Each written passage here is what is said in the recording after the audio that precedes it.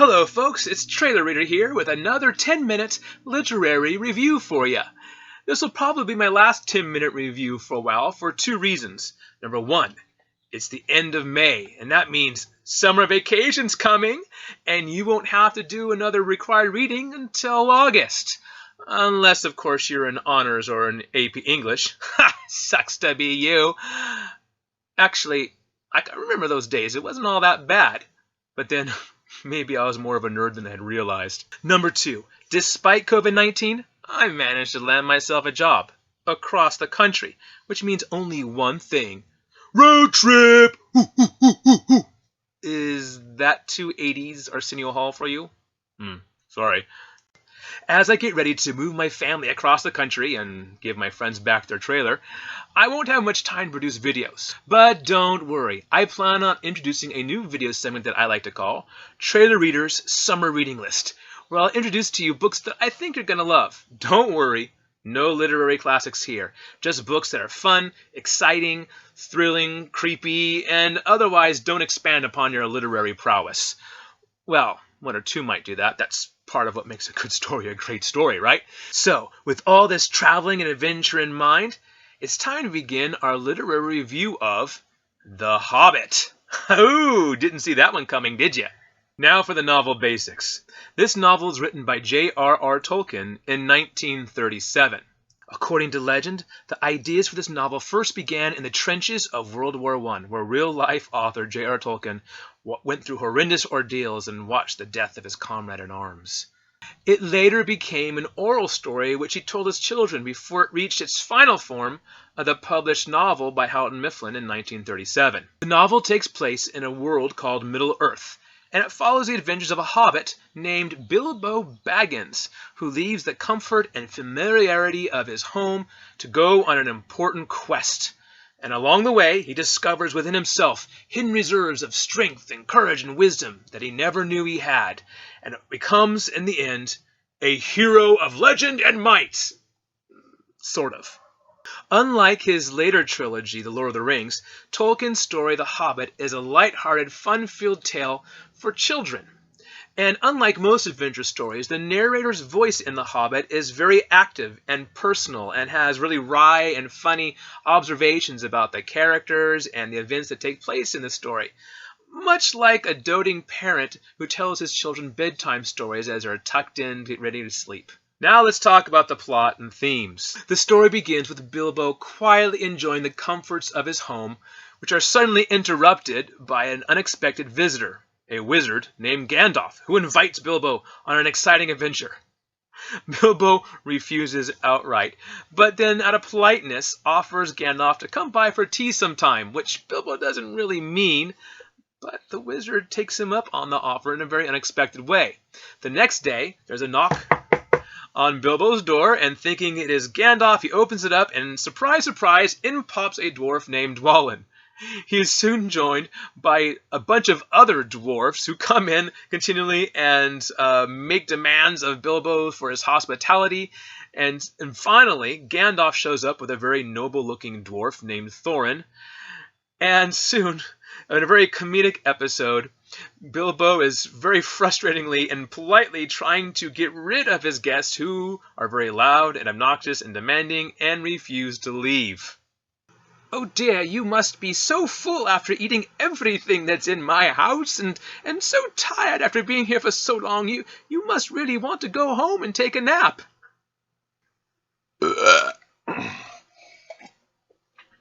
Not really.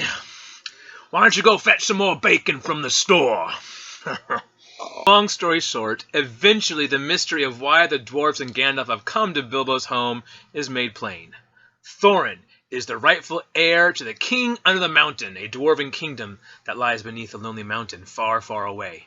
But an evil dragon named Smaug has driven off everybody and taken the riches for himself, and Thorin and his people want to take it back. Gandalf has politely volunteered Bilbo to be the burglar of the group and help him fetch the treasure. Now, neither the dwarves nor the hobbit think Bilbo can pull this off, but Gandalf says there's more to him than meets the eye, and in fact there is, because Bilbo Baggins is not just a Baggins, he's a Took, from his mother's side, and the Tooks are known for their fondness of adventure and excitement. And at first, Bilbo refuses the dwarves, and they take off without him. But then that blood that's within him begins to stir, and he longs for an adventure, and on a whim, he takes his little donkey and goes with them. Now, the whole party goes through many adventures, including, but not limited to, being captured and nearly eaten by trolls, being captured and nearly murdered by goblins, being captured and nearly eaten by giant spiders, being captured and imprisoned by woodland elves. Are we sensing a pattern here?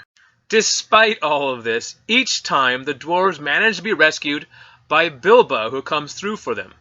And each time he does something great for them, he gains a little bit of respect in their eyes. Just a little.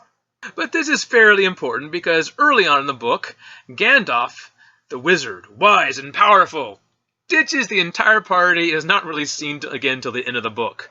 Why? Because apparently there is this mysterious necromancer who is lurking in the Mistwood, and he and his fellow wizard guys have to go and deal with it. But because he does so, despite Thorin being the clear leader of the group, the dwarves more and more come to depend on Bilbo for his help, humility, and courage. And cleverness. Along the way, Bilbo picks up 2 magical items that help him in his quest. Number 1, an elvish dagger that is magical, and it glows blue in the darkness when orcs are near. And Bilbo decides to name it Sting. Number 2, a magical ring that makes him invisible. This has later come to be identified as the One Ring of the evil Lord Sauron from the trilogy The Lord of the Rings, but more on that one later. Eventually, the entire party make it to the foot of the Lonely Mountains and visit a place called Lake Town, very aptly named because it's a town built in the middle of a lake. And the townspeople of Lake Town, which used to be part of the old kingdom of Dale, greet the dwarves with great celebration and very little practical help, because the Thorin comes and says, I'm the king under the mountain, I'm the heir of Thror, and I'm going to take back the kingdom of the dwarves and get rid of Smaug, and everyone's going, yay, go do it, we're not going to help you very much. When the dwarves finally make it to the sides of the mountain, they can't find their way in because the entrance is so secret and so hidden nobody can recognize it. Eventually, after many days of looking, Bilbo is the one who finally cracks the code and discovers a secret entrance because of this thrush, which is kind of an intelligent bird, and he plays an important part later on in the story, by the way. And Thorin, brave and manly and courageous, tells Bilbo, all right, Bilbo, go out there, down the steps, in the dragon's lair, and steal something for us and check things out, and we'll be up here waiting, bravely. You want me to do what? We want you to go down there in the dark by yourself, fetch us some treasure, and try not to wake up the dragon, or get eaten, or anything. Don't worry, we'll bravely cover you from way up here in the light. And hey, try to piss the dragon off, eh?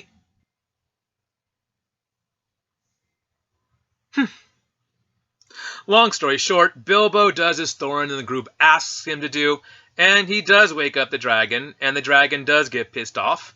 And because he thinks that Bilbo is part of the Lake Town, Smaug goes off to destroy Lake Town. Fortunately, Bilbo is able to send a message via that thrush that was at the entrance to a man named Bard, who's a descendant from one of the lords of the old kingdom of Dale, and somehow he's able to understand this thrush, this thrushese. Actually, I think Tolkien's the first person to offer tweets. Dear Mr. Bard, for your plot convenience, I will now tell you the exact spot you must shoot your arrow into Smaug's chest so you can destroy him instantly and thereby saving the lives of thousands of your fellow members of Lake Town. Hashtag Deus Ex Machina. Fortunately, Bard does get the thrush tweet and kills Smaug before the entire town is destroyed. Meanwhile, back at the Lonely Mountain, the dwarves are deliriously happy. They're rolling in riches, and Thorin is so pleased he gives Bilbo the third magical item on this quest, and that is a mithril shirt, a kind of magical chainmail that is as light as a feather and hard as dragon scales, which apparently is very hard unless you happen to have a hollow in the small of your chest through which an arrow may be shot. But remember all those misadventures that the dwarves had earlier in the book? Well, it comes back to haunt them, because as soon as Smaug is dead, everyone and their mother brings an army to come claim to the treasure under the Dwarven Kingdom. First come the humans from Lake Town who say, hey, you pissed that dragon off and destroyed half our town. We want some money for reparations. Then come the elves who have a former claim against the dwarves from Thorin's dad from an earlier generation.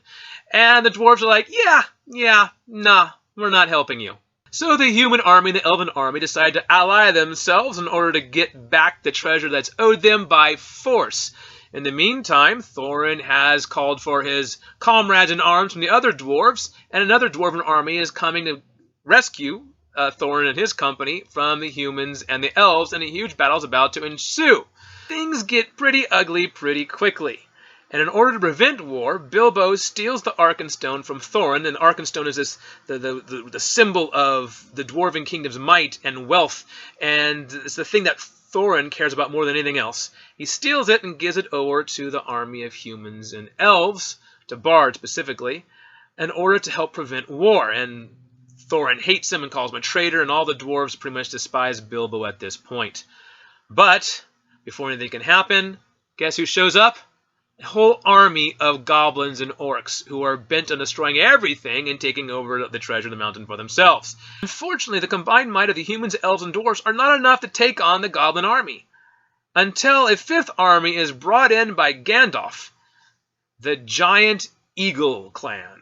Now, partway through the battle, Bilbo's like, I am not meant for war, I'm out of here, but he twists on the magic ring, turns invisible, and then gets knocked out. And at the end of the battle, Bilbo wakes up to discover that the humans and elves and dwarves have won against the goblins, and that Thorin, mighty Thorin, is dying in a tent.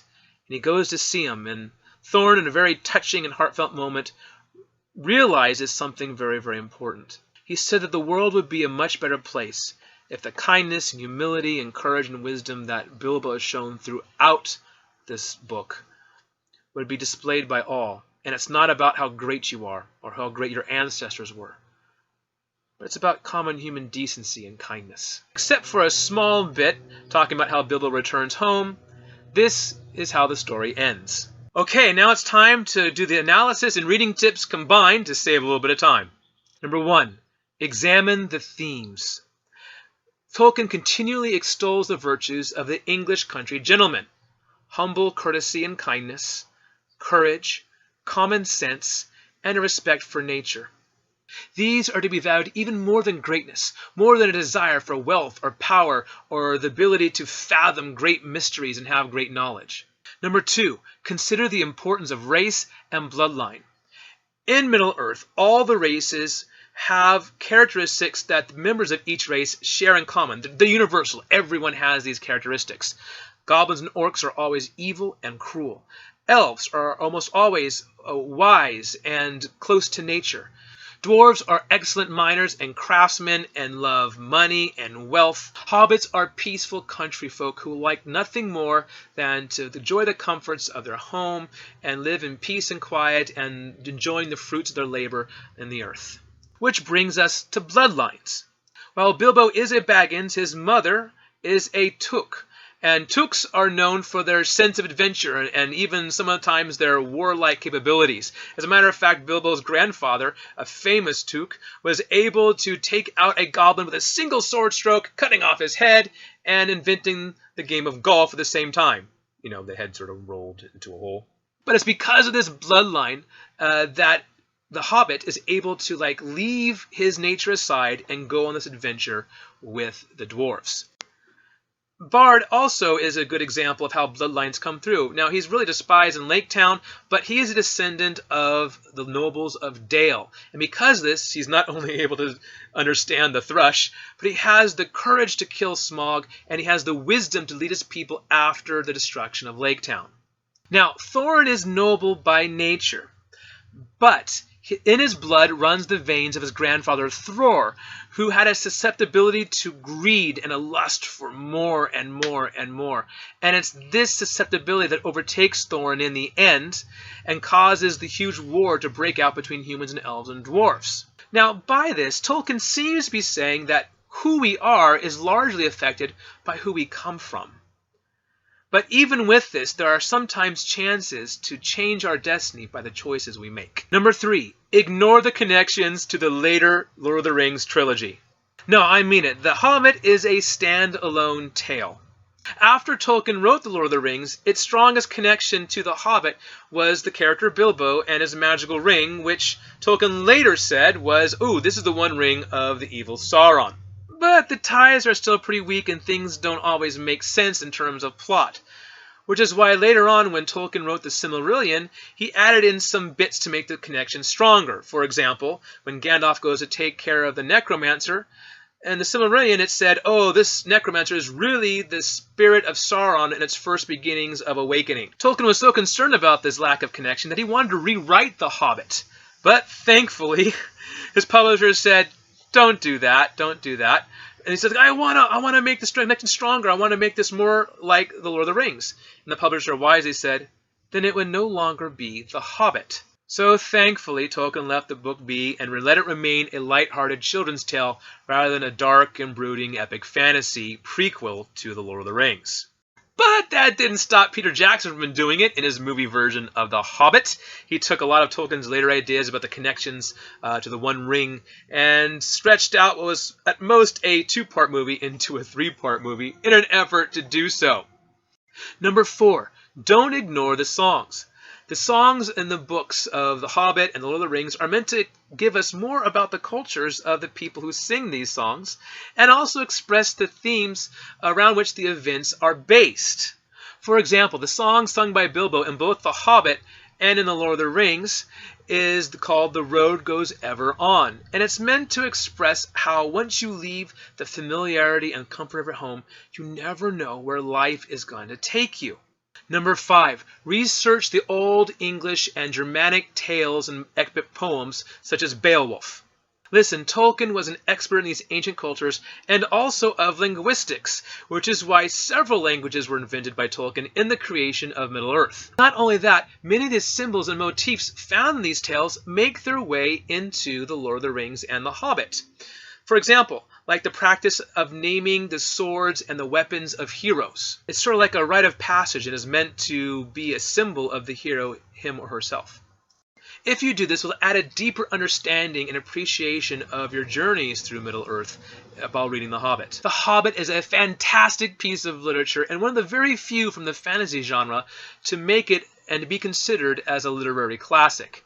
If you have not read it already, I highly encourage you to do so. It's a fun ride. Well, that's it, folks. I hope you enjoyed this video and found it useful in analyzing this fun, adventure-filled tale, or at least added to your enjoyment of reading it.